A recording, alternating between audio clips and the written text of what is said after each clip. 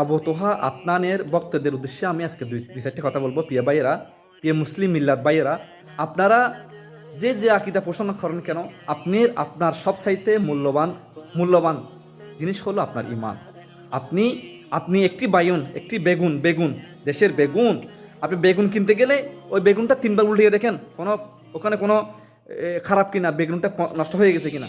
আপনি ইমান ক্ষেত্রে এত এত জাস্টিফাই করেন না কেন?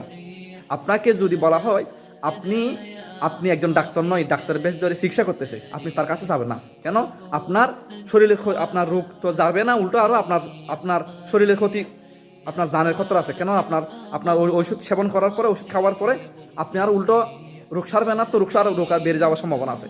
আপনি যদি বলা হয় একজন বাস ড্রাইভার, সে বাস চালক না, সে বাস এমনি চালাইতেছে, এই বাস আপনি সরবেন না কেননা সে আপনার জানের খতরা আছে।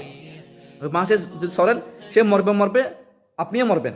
এখন আপনাকে যদি বলা হয় আপনি প্লেন চালাতে জানে না, এমন একটি ব্যক্তি প্লেন চালাচ্ছে, আপনি ওই প্লেনে কি উঠবেন? কখনো উঠবেন না। সে মরবে, আপনাকে সব মারবে।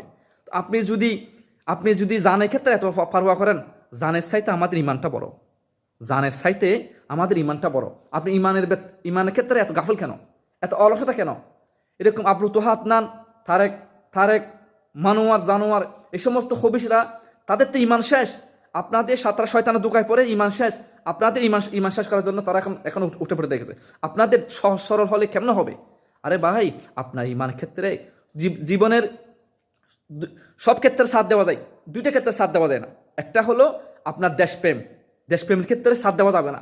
সে যে দেশের যে মানুষ জান থাকতে জান যাবে, দেশের 1 ইঞ্চি মারি যাবে না। কিন্তু আরেকটি মূল্যবান হলো আমাদের ইমানের ক্ষেত্রে কোনো ছাড় নাই, সে যে হোক না কেন। আপনি যদি শয়তানের পাল্লায় পড়ে যান, আপনার ইমানও শেষ, আমলও শেষ। আপনার যদি হাজারো আমল থাকতে পারে, হাজারো লক্ষ কোটি আমল থাকতে পারে, আপনার যদি ইমান শেষ, আমলও শেষ। আমি এখন সতর্ক করতেছি ভাইয়েরা, সহজ সরল ভালো, কিন্তু এরকম হবিষের পাল্লায় পড়ে, এরকম দাজ্জালের পাল্লায় পড়ে আপনাদের ইমান শেষ করবে না। এই সমস্ত হবিষেরা, তারা নিজেরা গুমরা, তারা নিজের পথভ্রষ্ট। সে তো আলেম নয়, সে আলেমের বেশ ধরে জালেম, সে তো কখনো আলেম, সে বাংলা শিক্ষিত মানুষ।